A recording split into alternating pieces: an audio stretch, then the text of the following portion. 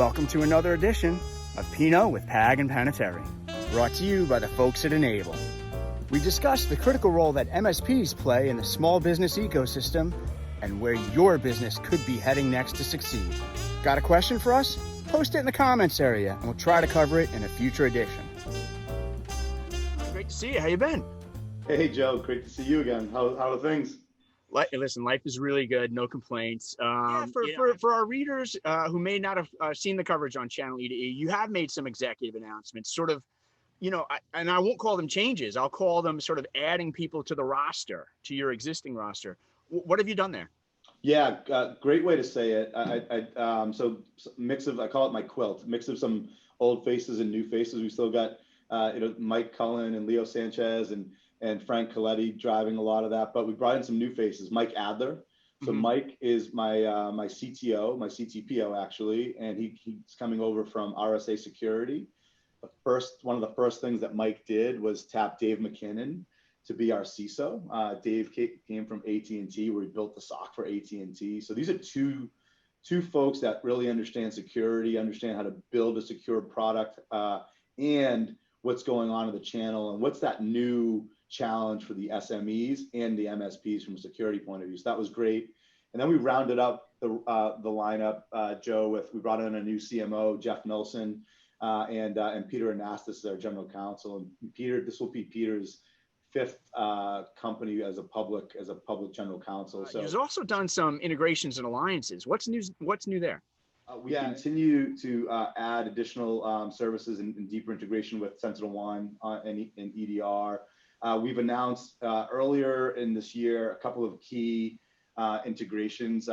We launched and went GA with the Intune integration with Microsoft. We've gone forward with the Cisco Meraki announcement. And Joe, by the way, the theory and strategy, and I said this at Empower on the 8th of June, is we know that the world's getting a lot messier for these MSPs. And we know there's a major proliferation of devices and operating systems and all that. And our job is to help straighten out what's messy. And we've been telling our MSPs, we'll meet you where it's messy. And that's what these integrations are all about. Right. We've invested in that TAP program. So we're writing more products and partners into that TAP program. So our MSPs can focus on what they do best, and that's servicing the SME. So we'll continue to do that and bring in these integrations from world-class companies. We just rolled out DNS Filter, which allows MSPs another content filtering engine, almost like a web protection type of service that's next gen, to make sure that the MSPs can add another layer of security to keep out the bad guys. Got it. So it sounds like you're enabling the MSPs to either consume more and more services themselves or roll out more and more services to the end customers. Is that a fair way to put it? Yeah, I've articulated it as my XYZ strategy, and it's pretty straightforward. The X is to allow the MSPs to manage more. We see the big trend, Joe. You see it. You write about it. There's crazy proliferation, whether it be SaaS applications, whether it be different types of hybrid cloud. Azure coming more and more up. That proliferation, that diversification, makes it a lot more complicated for the MSPs. So we're doing a lot of things to help diversify and help them manage more. That's my X. On the Y, it's the services. You're exactly right. It's bringing more services, security services, automation services, cloud management services, so the MSPs can do more. And my Z, which might not be that intuitive, I like 3 dimensions in my analogies here, Joe, is helping MSPs bring more SMEs to their business and bring in more SMEs. And we're doing a bunch, whether it be with my Head Nerds or my Market Builder Program that we just announced, to bring more goodness for these MSPs so that they can help and they can add more customers to their business. Got it. So actually, that's a good segue. I had forgotten to bring up the fact that this is a wine-oriented podcast, and the 3D vector you just mentioned, the XYZ, that's a lot for. In some ways, it's great opportunities for the MSPs. In other ways, we want to make sure that the MSPs don't get overwhelmed, right? And then to segue to wine here, we've got this low-hanging fruit. So I think MSPs really want to understand, okay, I have all these opportunities, X, Y, Z, but really, what is the low-hanging fruit for me? Where should I really focus my energies and efforts first? Yeah, great question, and great use of low-hanging fruit. By the way, salute. it was a little bit of a stretch. Okay, how do I work the wine in? But there It you go. was very, very good. The wine's good. It's another Pinot, so we're sticking with the themes. That's good. Okay. The For me, the low hanging fruit, people often overlook this when people think about growing their business. Mm-hmm. They think, okay, how do I new customer acquisition, new customer acquisition? For me, the low hanging fruit for the MSPs is to retain their book of business and expand their portfolio.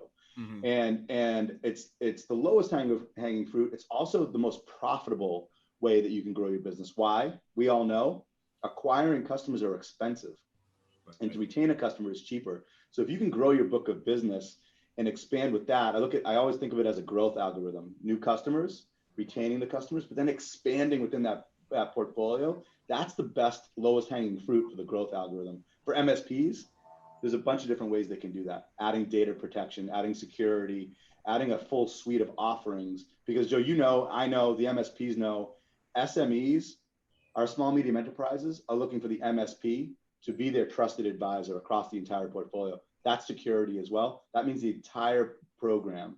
And for an MSP to go in and expand and provide data protection, provide a proper security layered approach, is a great way for them to expand within their existing customer base, rise their revenue, and rise their profits. For me, that's the best path for low-hanging fruit for these MSPs.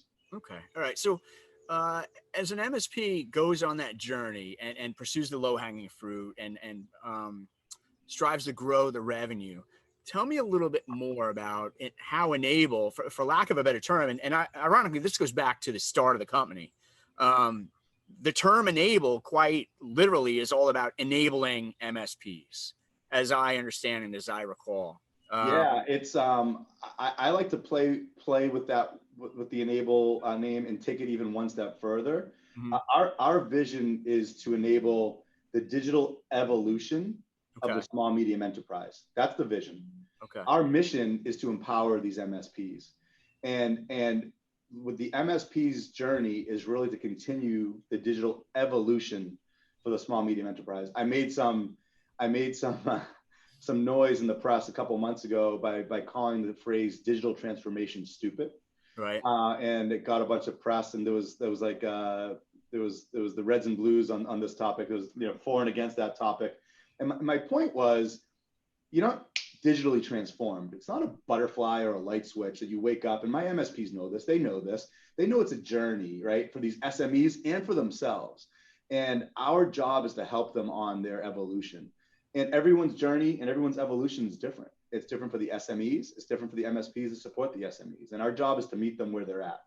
Yeah. And so for me, it's leveraging our platform that's purpose-built and our know-how, on our business know-how, to bring them along in that evolution. What we also know about evolution, Joe, it was slower yesterday than it is today, and it's going to be faster tomorrow than it is today. So things are speeding up, and our job is to help these MSPs with that acceleration.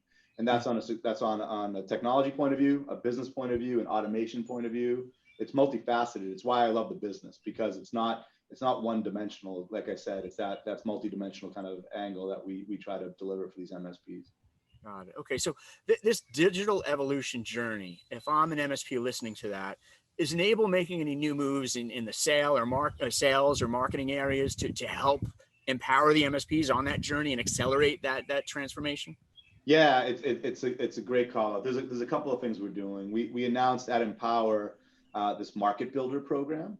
This is an offering that we provide for the MSPs for free, where they can leverage our marketing collateral. They can white label it. We're helping them actually with lead gen, and helping them to identify new customers for them to add on for free. And we're doing the service for free, providing them, again, that know-how, that expertise, and a platform that they can automate this. We know MSPs don't have the time to focus on sales and marketing for the most part. We know that their job is servicing their customer. So we're doing a lot of that heavy lift for them, providing this automation in this platform. That's one big area. I always talk about my nerds. I love my nerds, my head nerds. And we continue to invest there. We brought more head nerds that are focused on sales and marketing, actually to do exactly what you were just talking about, to help them with packaging, to help them with pricing. It's getting complicated, right? There's a lot of different offerings that these MSPs can bring. I was talking to a large MSP in London a couple months back at this point. They had over 20 offerings that they were bringing to their SMEs, 20 different offerings. it was overwhelming. We helped them with their packaging and how to package this up to make their go-to-market motion a lot more simple, a little bit more straightforward, more efficient. So these are the type of things that we're doing as it relates to some of the sales and marketing areas. Got it. Okay. So, to build on that theme a little bit, I wanted to talk a little bit about peer groups, and I wanted to do sort of a time check or a journey check on the peer groups. Did the peer groups remain active during the pandemic, in a virtual way? And now, listen, I can't speak on a global basis. I can reflect on a North America basis. I don't want to say we're out of the pandemic, but things are generally a lot better. Other regions are getting better. As we continue to move along, where do you see the peer groups going? Long-winded question, but tell me a little bit about the peer groups, both during and post-pandemic. No, look, they can continue to be the heartbeat and lifeline for our business. So what we have, just for folks, we have a bunch of different peer groups, actually. I mean, we leverage the MSP community in a bunch of different ways. Some of the MSPs we have do webinars or other presentations on our behalf because they're part of it. We have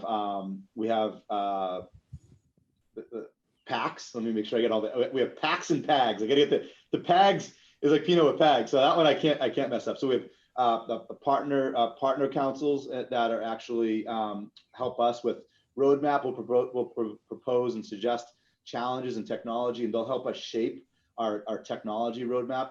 We'll have the PAGs that we actually ask about usability and what they're using, what they're not using, how we can bring more goodness to their world. And then, Joe, we have the elites and super elites. This is a group of MSPs that are basically thought leaders across the globe. They don't necessarily need to be N-able customers. Most of them are, but we really look to them to help us shape some of that thought leadership.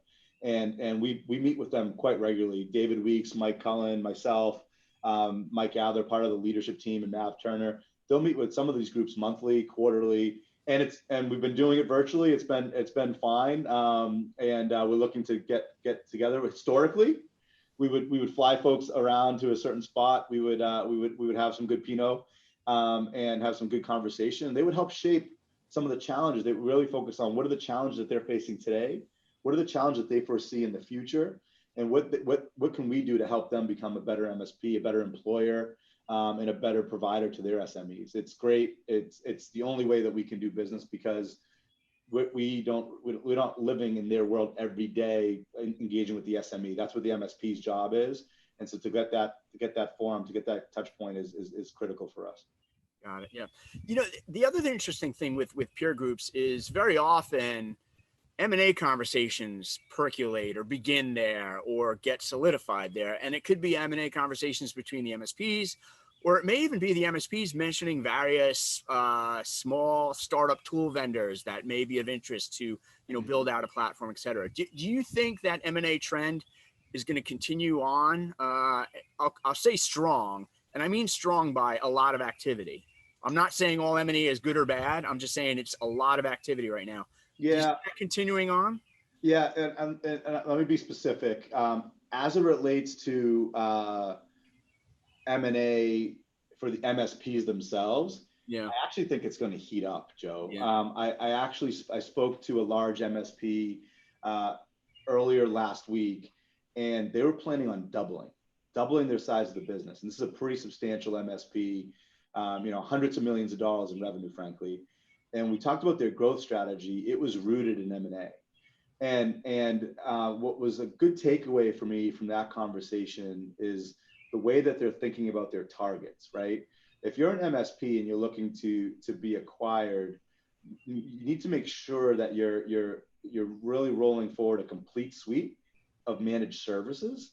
Target, whether it be a private equity shop or a larger MSP, they're looking for that rich recurring revenue stream. They're looking for you to see if you have begun to grab some of that low-hanging fruit that we were talking about before. They're looking to see if you have a security offering, what your hygiene is. Do you have you don't necessarily need a SOC, but are you able to speak the security language? Are you a vertical focus? What type of business acumen do you have? That's what they're looking for. If they're looking for targets that they can bring in as part of their fold, but then also really run run their businesses. We know this is a decentralized model, MSP by nature. We know that it's a distributed model. They're looking for MSPs that can run their shop to help them grow. So I actually think it's going to continue to accelerate. There's a lot of smart money, as they say, in the market. Private equity shops recognize the power of the MSPs. They recognize that the MSPs are providing IT and security support for the SMEs across the globe. And by the way, Joe, that line is going up. Where we're seeing mid-market companies now start to tap the shoulder of some MSPs. That was the other thing we're noticing. More and more of these MSPs are servicing companies that you and I know the names of. Right. It's no longer the very small enterprises across the globe. It's some good-sized companies that are looking for MSPs to help them either augment or run a lot of their IT needs. Yeah. We're watching it too. So as of the end of May 2021, ChannelE2E, we've tracked probably 300 M&A deals involving MSPs. That's just, the first 5 months of 2021, 300 deals worldwide. So I agree with you. I think the activity is going to stay hardcore, no doubt. On the vendor side, you see it continuing, or do you think we'll have a cooling period? So, look, there continues to be a bunch of innovation in the space. It's a beautiful kind of snowball, as I like to call it, in that where private equity now is entering into the space and having a little bit of a market consolidation with the MSPs. Mm-hmm. There's more and more venture capital, so the other side of the investment community, venture capital now starting to back MSP purpose-built solutions.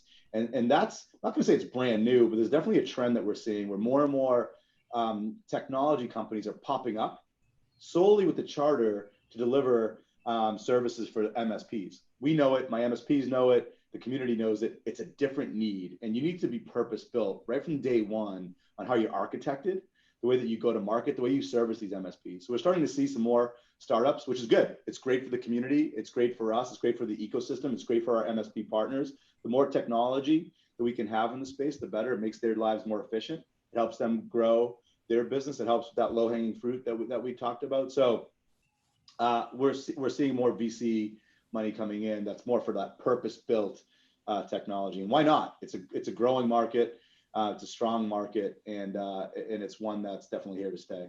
Yeah. I agree. One of the things I hear a lot from the software entrepreneurs out there in the MSP space is they're getting more and more comfortable because they no longer have to explain an MSP go-to-market to the venture capitalists. The VCs now get it, and they're willing to fund that. Whereas a decade ago, that was pushing a rock up a hill. The VCs didn't quite understand or weren't attuned to the MSP trend. So it's good to see that.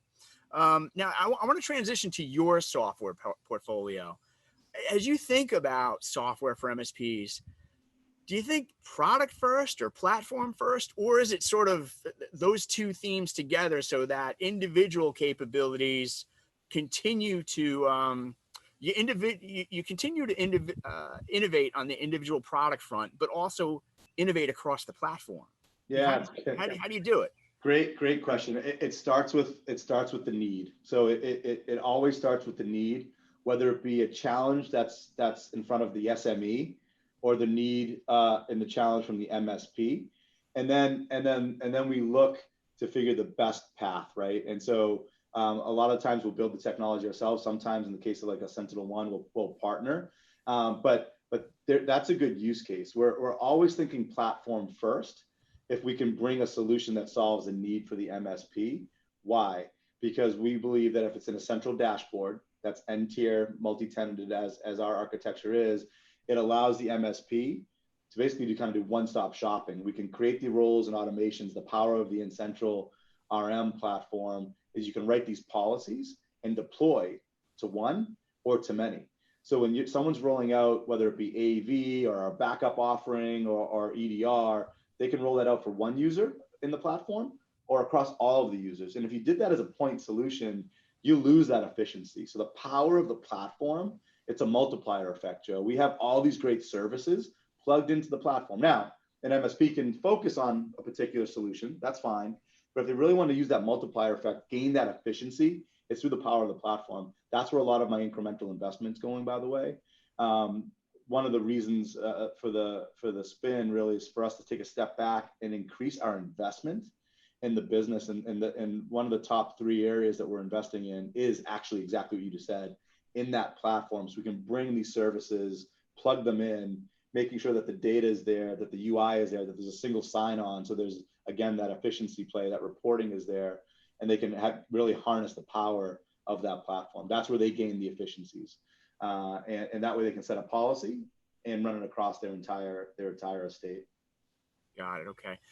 Let's close on one last question about the MSPs and sort of a call to action. You mentioned the recent Empower event. What was the call to action there for the MSPs who attended Empower? And for those who didn't attend, what do they miss? I really want to understand where you want to see the MSPs move forward. Yeah, great. By the way, we had one of my favorite Canadian sharks from Shark Tank. So Robert Herjavec, who's a well-known business entrepreneur, actually Canadian born. He participated at the Empower event, and he did a great job really identifying the upcoming needs and challenges, not just for the MSPs, but for the SMEs, and where that lies from a security point of view. I think for us, it was really a reaffirmation as to, hey, this is a healthy space, and you need to really think about your own growth algorithm across these multiple different dimensions. If you're not thinking holistically about security, if you're not thinking holistically about where the cloud is going to move your business and the businesses of the SMEs, you will be left behind. So those are the 2 areas that we need these MSPs to focus on. Those that actually focus on it and make it more of a proactive approach, I believe will have a competitive advantage in the future. So that was really the call to action. Think holistically about your security, both internally, externally, for the SMEs today and tomorrow. And how does the cloud management, cloud configuration, cloud security start to play into all this as well? And I think we'll start seeing that trend all the way through 2021 and through 2022. Fantastic. Well, John, thanks for the catch up. I appreciate it. Thanks, Joe. And again, hey, one more thing. Yes. When can we do this live? We're almost there. Hey, listen, I'm immunized or vaccinated, whatever politically correct term you want to use. So I am absolutely available. Let me know. All right. So cheers to doing this live. Absolutely. Take care. It was good to see you.